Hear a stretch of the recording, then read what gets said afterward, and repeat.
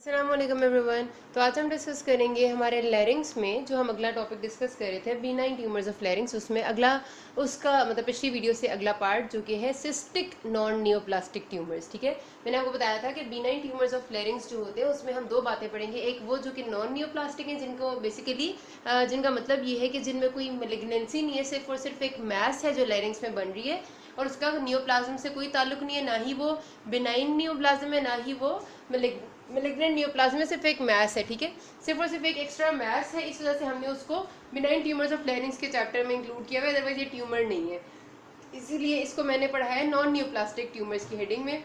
और फिर ट्यूमर यहाँ पर फिर से लिखा हुआ आ गया, लेकिन इसका ट्यूमर से कोई ताल्लुक नहीं है। ठीक है, नॉन न्यूप्लास्टिक है ये। और उसमें फिर क्या है, सॉलिड मैसेज होती हैं या सिस्टिक मैसेज होती हैं।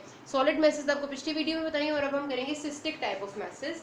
अब ये जो सिस्टिक मैसेज है, नाम से पता चल रहा है कि कोई भी मैस जिसमें फ्लूइड होगा जो कि हल्की फुल्की मोबाइल होगी, उसको हम सिस्टिक मैस कहते हैं। तीन तरह की हैं ये, डक्टल, सेक्युलर एंड लेरिंगोसील। सबसे पहले डक्टल सिस्ट्स। हमारे पास आपको पता है कि पूरे के पूरे लेरिंग्स में, म्यूकोजा में छोटे छोटे से ग्लैंड्स भी हैं जो कि सिक्रीशंस को सिक्रीट करते हैं, क्योंकि आपकी पूरा का पूरा लेरिंग्स जो है वो हल्का सा हर टाइम मॉइस्ट रहता है। कभी भी आपकी पूरी, अच्छा आपको पता है आपकी बॉडी में कोई भी एरिया, मतलब नॉट ओनली द लेरिंग्स, बाकी भी एरियाज ड्राई नहीं होते किसी भी टाइम पे।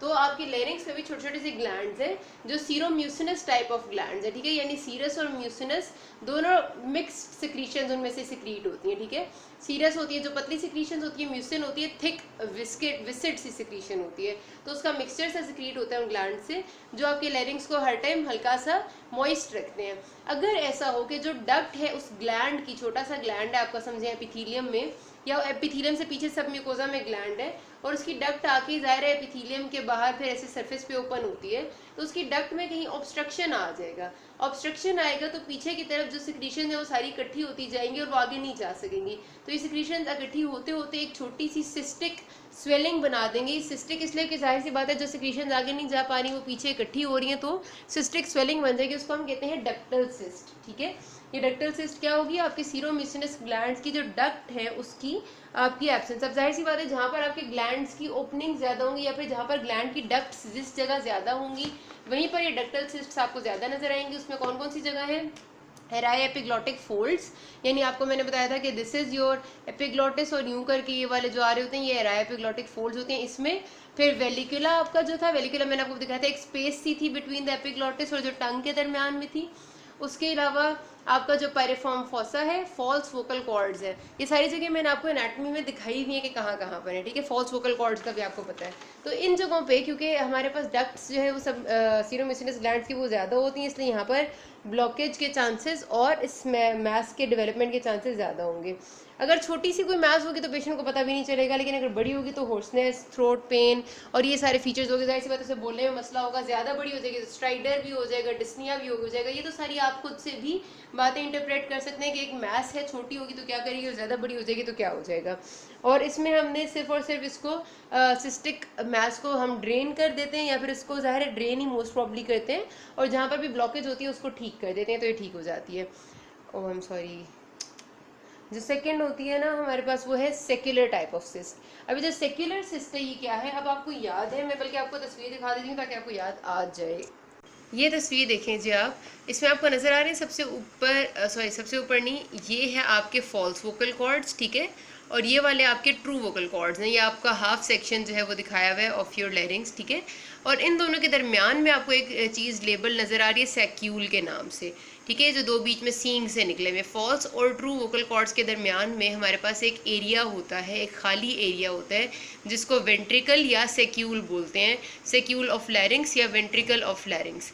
अब क्या आप खुद सोचें कि जाहिर सी बात है कि मैंने कहा अभी आपसे कि पूरे लैरिंग्स के म्यूकोजा में हमारे पास ग्लैंड्स हैं जो उसको मॉइस्ट रखते हैं। अगर हमारे पास कोई, अभी तो मैंने आपसे पिछली जो बात की थी वो तो ये बात थी कि ब्लॉकेज हुई है in the duct of the gland. अब बात हम ये करते हैं कि यहाँ पर जो सेक्यूल है, आप ये देखें कि दिस इज़ अ बीच में स्पेस। ठीक है, बीच में एक स्पेस है। अगर इस स्पेस में जो डक्ट खुल रही है, कोई भी अगर कोई ग्लैंड है उसकी ओपनिंग है यहाँ पे, मतलब किसी डक्ट की ओपनिंग है, ओपनिंग वाली जगह से वो ब्लॉक हो जाता है बिकॉज ऑफ एनी रीज़न, कोई सिक्रीशन आके फंस के कुछ और फंस गया, जब वो ब्लॉक हो जाता है उस जगह से, तो जाहिर है वो सिक्रीशन बाहर नहीं आ सकेगी, बल्कि इधर ही इसके इसी सेक्यूल में इकट्ठी होती जाएगी और बड़ी होती जाएगी।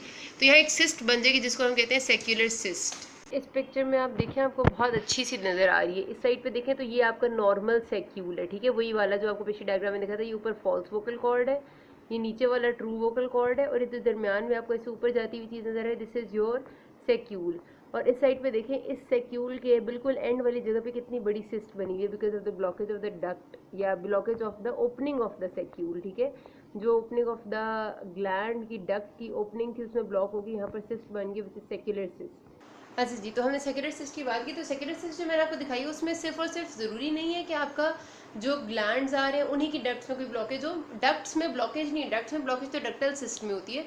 सिर्फ ग्लैंड्स की ओपनिंग ब्लॉक नहीं हो सकती, बल्कि किसी भी वजह से अगर आपकी सिक्रीशंस जो हैं वो आपके सेक्यूल में रिटेन हो रही है और वो बाहर नहीं आ पा रही, तो वहाँ पर सिस्ट बन जाएगी। और दो टाइप की सिस्ट हो सकती हैं, या तो आपकी एंटीरियर सेक्युलर सिस्ट होगी, ठीक है, या फिर आपकी लैटरल सेक्युलर सिस्ट होगी। तो एंटीरियरली अगर कोई होगी तो वो फिर आपके वोकल कॉर्ड्स यानी ट्रू वोकल कॉर्ड्स को बहुत तंग करेगी, और जो लैटरल होगी वो एराई एपिग्लोटिक फोल्ड्स और इन चीज़ों की तरफ ज़्यादा जाएगी। बहरहाल बस आपको पता होना चाहिए कि ये होती क्या है। फिर आती है तीसरी चीज़, लेरिंगोसील। लेरिंगोसील हमारे पास जो है ना आपके सेक्यूल में ही एक प्रॉब्लम है, जो भी मैंने आपको सेक्यूल दिखाया है उसी के साथ एक इशू है।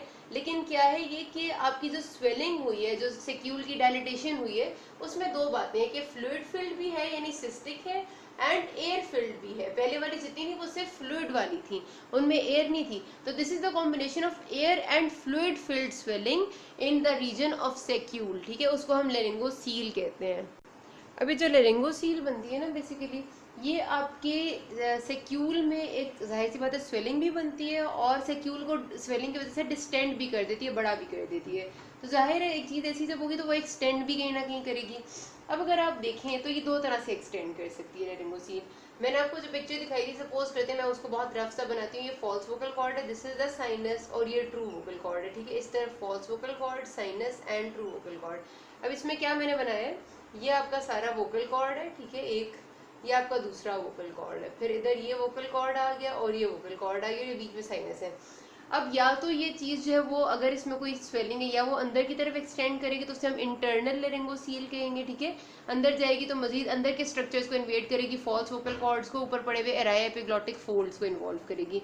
अगर वो एक्सटर्नली जाएगी तो यहाँ बाहर सामने की तरफ आप देखें तो पड़ी होती है थायरोहाइड मेम्ब्रेन, वो वीक एरिया होता है। मतलब ऊपर तो कार्टिलेज है, थायराइड कार्टिलेज, नीचे है क्रीकोइड कार्टिलेज, उन दोनों के दरमियान में होती है, सॉरी यहाँ तो क्रीकोथायरॉइड मेम्ब्रेन होती है, और थायराइड कार्टिलेज से ऊपर और हायोइड बोन के दरमियान में थायरोहाइड मेम्ब्रेन भी होती है, ठीक है। उन दोनों के दरमियान से मतलब किसी भी मेम्ब्रेन से गुजर के ये बाहर की तरफ आपकी नेक में भी स्वेलिंग प्रोड्यूस कर सकती है। तो ये जो चीज़ होती है हमारे पास लेरिंगोसील होती है, उसमें जो इंटरनली रहती है उसे हम इंटरनल लेरिंगोसील कहते हैं, जो हमारे मेम्ब्रेन की से मतलब उसको तंग करके बाहर आने की कोशिश करती है और नेक पे स्वेलिंग की तरह अपेयर होती है, उसे हम कहते हैं एक्सटर्नल लेरिंगोसील। और अगर अंदर की तरफ भी बड़ी भी है और बाहर की तरफ भी, तो फिर वो होती है कंबाइंड फॉर्म, यानी कि जिसमें इंटरनल और एक्सटर्नल दोनों एक्सटेंट मौजूद होते हैं। अच्छा, इसमें फिर हमारे पास डायग्नोसिस हमने किस तरह करना होता है, डिपेंडिंग अपॉन द कंडीशन। सबसे पहली बात तो ये आपको जो एक्सटर्नली महसूस हो जाती है तो भी आप काफ़ी हद तक अंदाज़ा लगा सकते हो, और इनडायरेक्ट लेरिंगोस्कोपी जब आप वो शीशा होता है जैसा डेंटिस्ट के पास उसे देखते हो तब भी पता चल जाता है। एक्सरे आप करा लो तो आपको क्लियर कट पिक्चर मिल जाती है। अच्छा जी, उसके बाद हमारे पास जो इसकी कॉज है बेसिकली कि बनती क्यों है, तो लेरिंगोसील खास तौर पे याद रखना, क्योंकि ये एयर और फ्लूइड फील्ड स्वेलिंग है ना, जिन लोगों का बहुत ज़्यादा प्रेशर इंक्रीज होता है ग्लोटिस के एरिया में बार बार। एक हम बात करते हैं वॉइस की, आवाज़ प्रोड्यूस करने से वोकल कॉर्ड्स की वाइब्रेशन बहुत ज़्यादा होती है, लेकिन एक्सट्रीम का एयर प्रेशर क्रिएट नहीं होता। जो प्रेशर डिफरेंस होता है ना ग्लोटिस में, आपके लेरिंग्स में, कि अपर सुप्राग्लोटिक लेरिंग्स में प्रेशर डिफरेंट अलग आ जाए और सब ग्लोटिक में अलग आ जाए, वो होता है कुछ स्पेशल किस्म के लोग, जैसे जो ट्रम्पेट बजाने वाले हैं। आपको पता है कि उनको अपनी फूंकों से पूरा ट्रम्पेट बजाना होता है, बहुत ज़ोर ज़ोर से वो ब्लो करते हैं डिफरेंट डिफरेंट अंदाज से। तो उनमें जो ट्रांसग्लोटल प्रेशर है, यानी कि पूरे लेरिंग्स का जो प्रेशर है, सुप्राग्लोटिक्स और सब ग्लोटिक्स प्रेशर, वो बहुत चेंज होता है, बहुत वेरी करता है, डिफरेंस आता है उसमें। तो उसमें ऐसे लोगों में, या फिर जो वेट लिफ्टर्स होते हैं उनमें भी लेरिंग्स का प्रेशर हुआ होता है, उनकी पूरी बॉडी में प्रेशर बहुत ज़्यादा इंक्रीज होता है जब उन्हें ऊपर उठाना होता है। तो ऐसे लोगों में जिनमें ट्रांसग्लोटल प्रेशर बहुत ज़्यादा बढ़ता है और बहुत वेरी करता है आपस में सुप्रा और सब ग्लोटिक का, वहाँ पर ऐसा हो जाता है कि आपका कोई एक एरिया वेंट्रिकल का सेक्यूल का डैमेज हो जाए और cystic and fluid fill type of swelling वहाँ बन जाए। तो ऐसे लोगों में ना ये चीज़ बहुत कॉमन है, ठीक है। अच्छा, प्रेजेंट वो होर्सनेस ऑफ वॉइस के साथ ही करेंगे मोस्ट कॉमनली, या फिर उन्हें फील होगा कि बार बार हमें गला साफ करना पड़ता है, पेन है थ्रोट में, और बहुत बड़ी स्वेलिंग होगी, बहुत ज़्यादा एक्सटेंट होगी, तो स्ट्राइडर और डिस्निया भी हो सकते हैं, जैसे मैंने आपको बताया था। ट्रीट हमने इसमें करना है पेशेंट को, ये सर्जिकली उसको एक्सरसाइज करना पड़ता है हमें, ठीक है। अगर एक्सटर्नल है तब तो लाजमी करना पड़ता है, और अगर इंटरनल है तो हम उसको एक प्रोसीजर कर देते हैं जिसका नाम है मार्सुपिलाइजेशन। उसमें क्या करते हैं, अगर एक ऐसे सिस्ट होगी ना, सिस्ट में हम एक छोटी सी स्लेट लाइक इंसिजन देंगे, वो सारी ड्रेन हो जाएगी। जब वो खाली हो जाएगी तो वो जो हमने इंसिजन दी है उसको हम सूचर कर देते हैं दोबारा से, ये मार्सुपिलाइजेशन। तो इंटरनल में हम ये भी कर लेते होते हैं। सो यहाँ तक ये टॉपिक खत्म होता है, बाकी मैं अगले पार्ट में करूँगी न्यू प्लास्टिक। अभी तक कोई मसला हो, ये can ask me. Thank you.